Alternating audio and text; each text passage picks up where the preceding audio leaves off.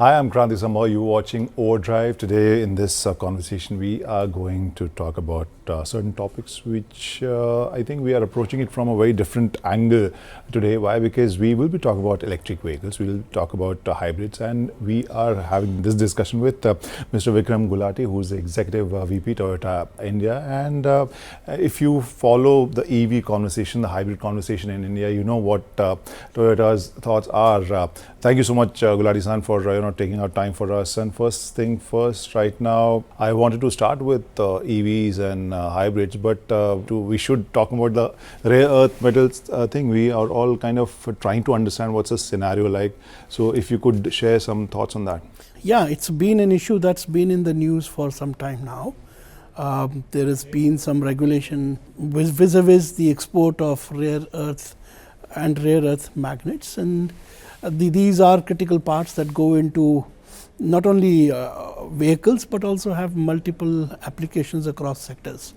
And there is a lot of now effort both on part of the industry, strong support from the government to resolve this issue, so that supply chains remain uninterrupted going ahead. Mm-hmm. So it is also a fact that as we go forward towards the energy transition and with newer technologies, the dependence on the need for rare earths as well as components which are made thereof is going to become much more intense. It's not that it's only used in electrified powertrains, it has applications in internal combustion engines also, but the fact is that electrified powertrains depend a lot more on these specific raw materials and components. I mean, should we be worried about that? So I think first 2-3 facts. One, the government's been very proactive and very supportive. The industry is taking this as a collective through our industry association, and it's not only the Automobile Manufacturer Association (CAM) but also the component manufacturers, because they're the first ones that are going to use these inputs.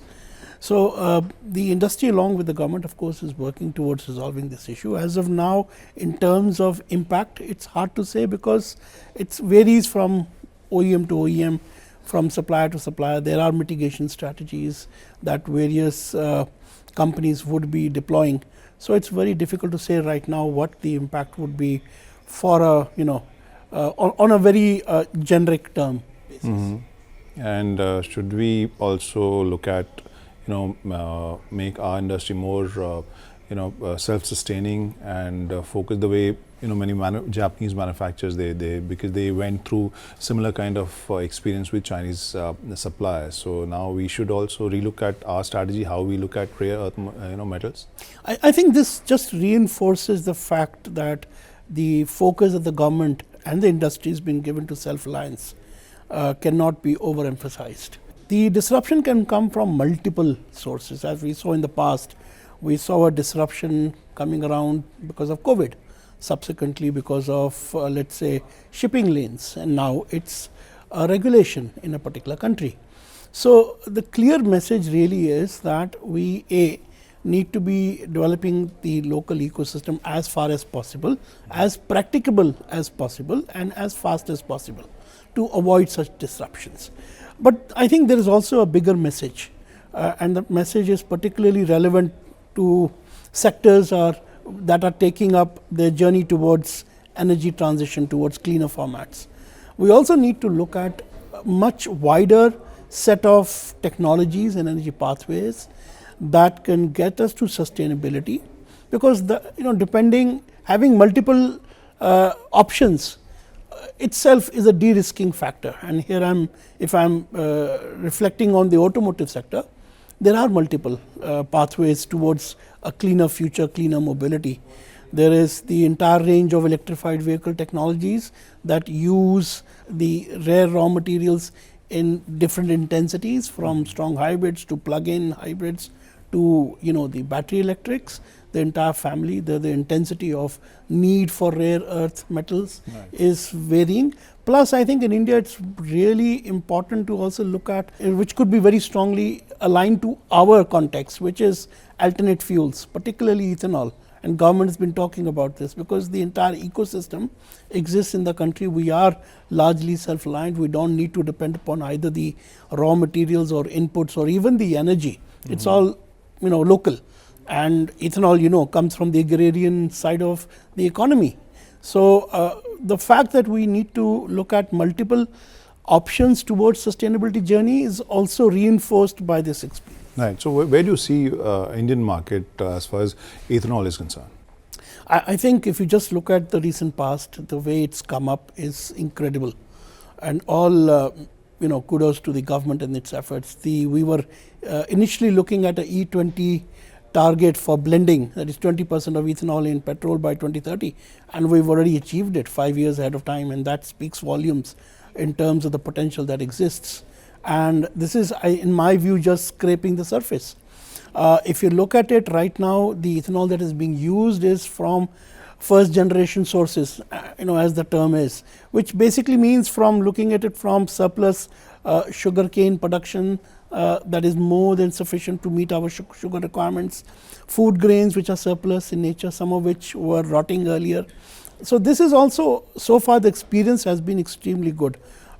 What I gather is 18 million metric tons of fossil fuel import has been saved. That's a big advantage to the economy. This translates to roughly ₹1 trillion of imports being offset, and this money is largely gone to the agrarian economy, something to the tune of 90,000 crore rupees being paid to the farmers, which has meant that the old problem that we used to have, where farmers used to be complaining about the dues not being settled, particularly for sugarcane economy, that's no longer a case, and that's largely due to ethanol, and this is something we are hearing from the government themselves. Plus the kind of benefits it's having in states like Bihar, where a lot of investments have happened towards putting in plants for ethanol manufacturing through things like maize, corn, etc., and that's really also boosting their rural economy. So what do you think by 2030, the kind of plans or the ratio of various powertrains we are discussing, you think that we should look at realigning that, redistributing it, because we were focusing on electrification like in a big manner. But you think that with ethanol and hybrid, because this is what we have been discussing from a really long time, so you think that that ratio should change, or we should relook at that? I think first of all we must look at the technology as only an enabler to the journey. It's not an end in itself. And the other fact we have to keep in mind is technology is always evolving. Tomorrow we could have a technology around energy storage or motors which kind of completely changes the equation in terms of raw material dependence or even costs.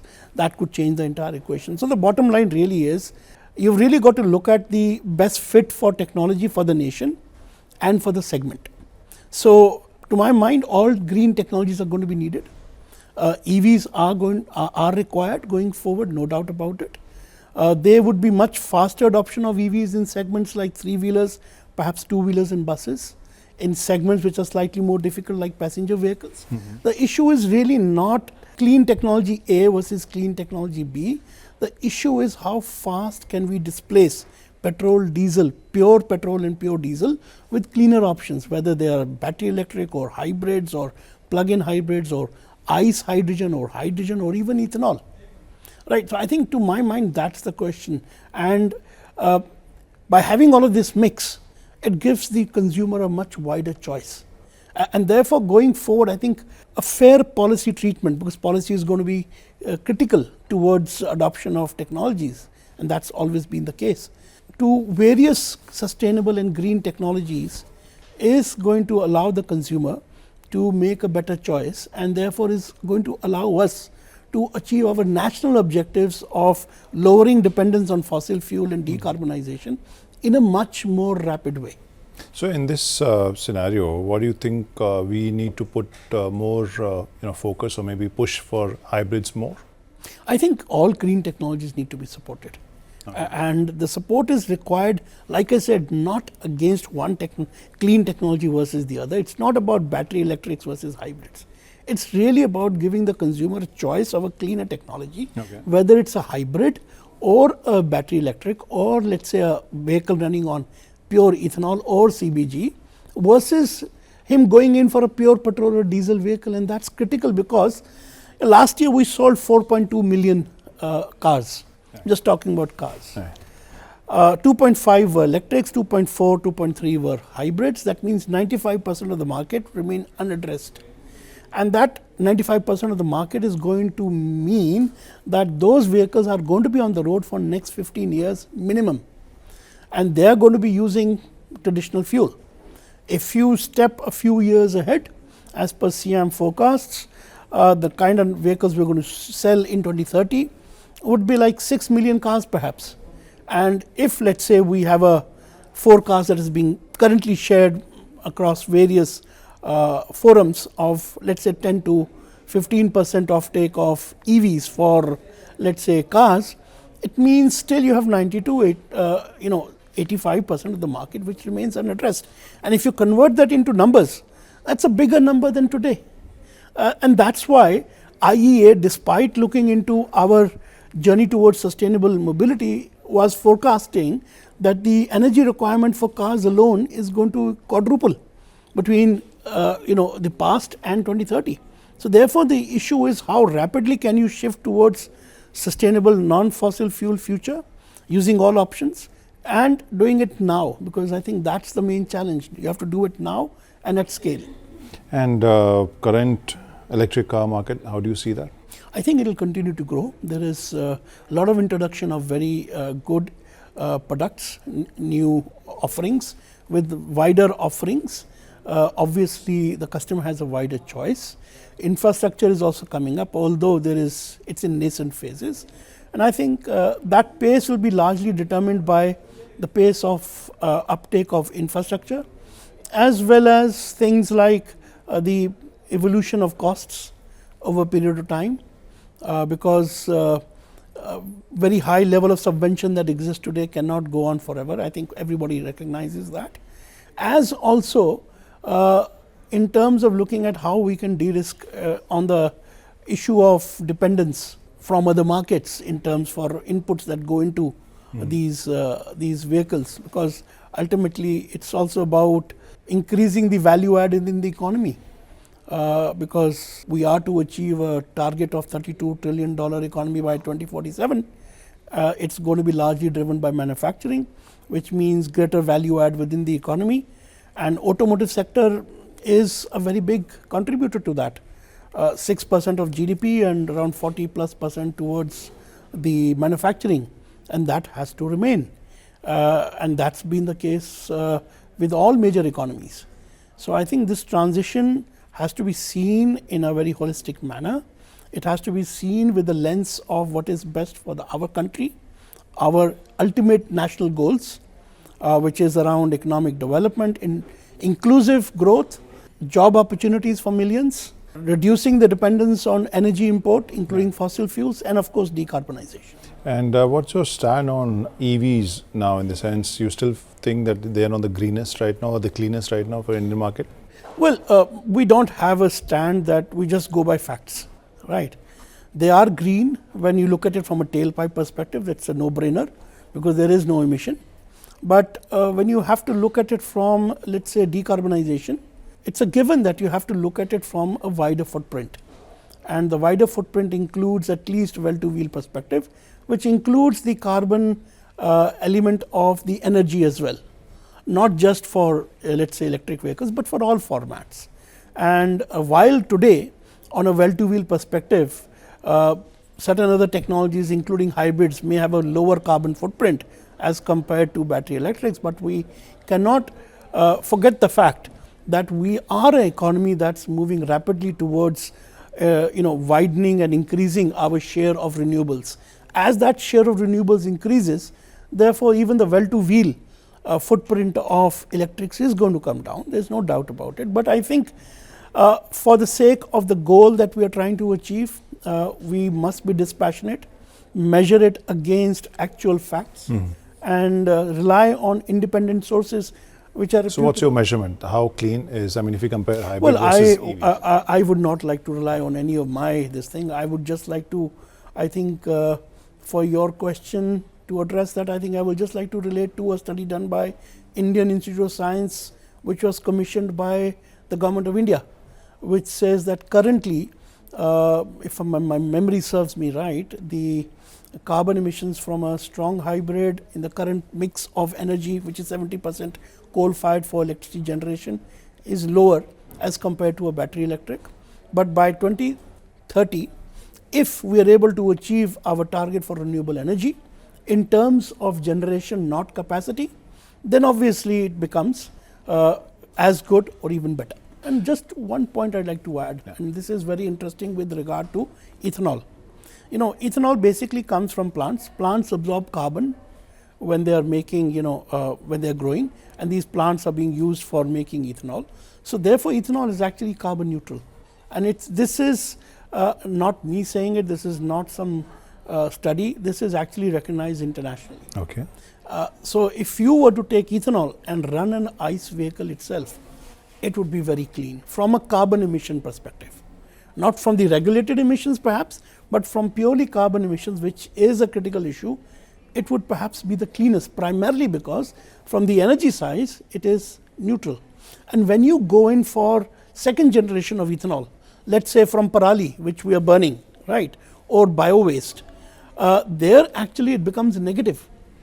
That's negative carbon because it is kind of converting it into fuel which is being burnt for generating the drive from a source which otherwise would have released carbon. So in that sense, I think biofuels are something that's even very, very promising and very good from a well-to-wheel perspective on a carbon emission. So what do you think about fuel cells? Do you think for Indian market it will make sense, or anyone would consider it? I think hydrogen as an energy carrier is bound to gain traction. It is going to get a lot of investments coming in because of the hydrogen mission that the government has launched, 20,000 crore rupees. The problem with hydrogen right now is the same thing as charging infrastructure in terms of generation of hydrogen, its storage, transportation and dispensation.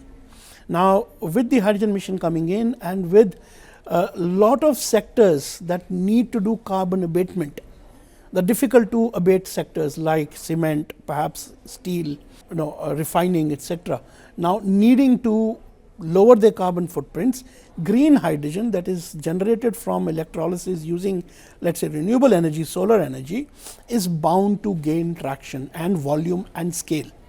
Once that starts happening, it will definitely start a virtuous cycle in which the issues of the generation, storage, transportation and dispensation is going to get largely resolved. Once that happens, the technology today exists for utilizing hydrogen for the mobility purposes. We've had Mirai, which is based on fuel cell technology, that's been running now for over 9-10 years commercially.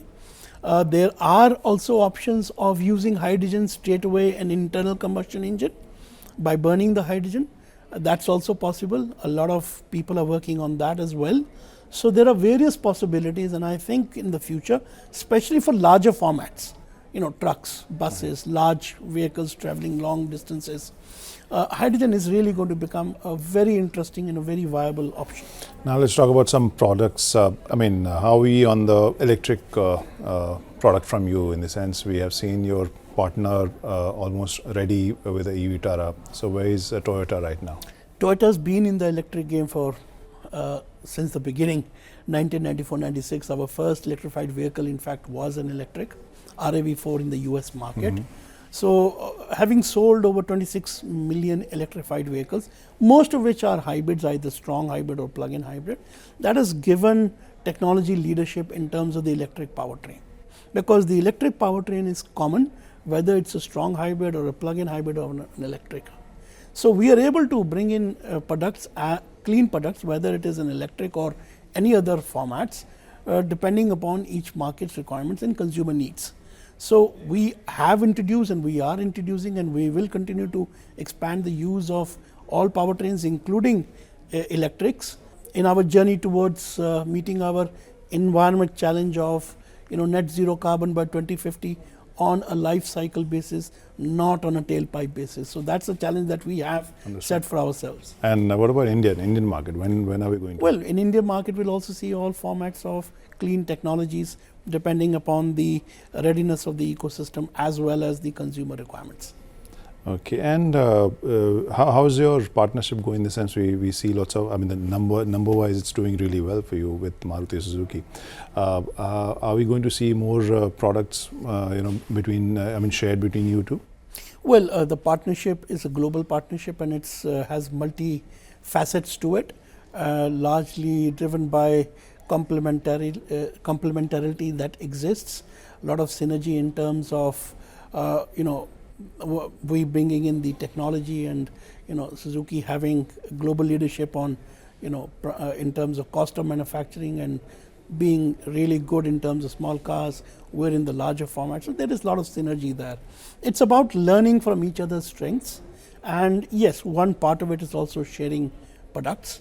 And as we go forward, I'm sure this will continue to grow in strength as we move ahead.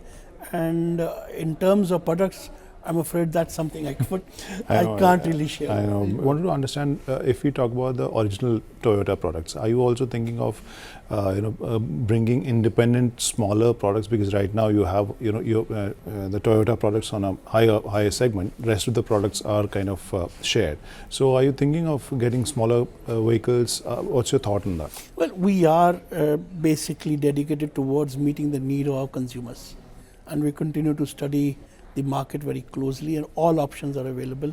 And without getting into any specifics in terms of either future business plans or products, I would say that we are looking at more from a point of view of how we can meet the requirements of our customers who are continuing to grow.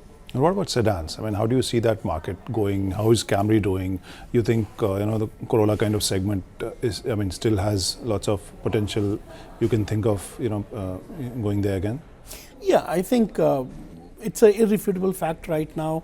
The market is shifting towards SUVs, but sedans are not done yet, and particularly in higher segments, price segments, sedans are still holding their sway, and they are the preferred format.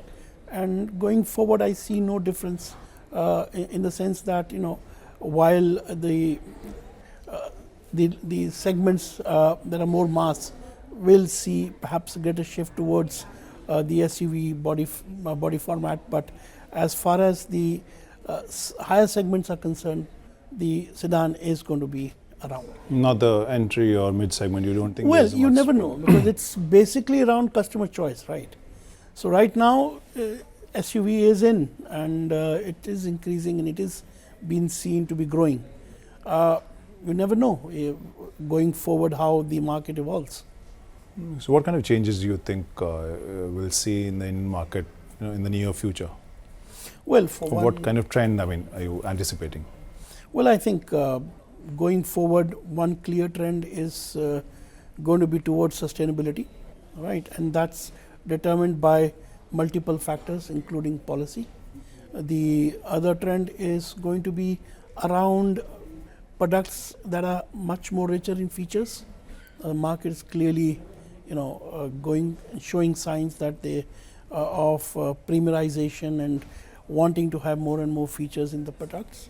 It's also, I think, a clear sign towards products that are now more safer. And I think even in small cars, you have now, 6 airbags being a standard, which was not the case some time back. So, and in terms of the body shape type, I think the trend that currently holds will continue for some time.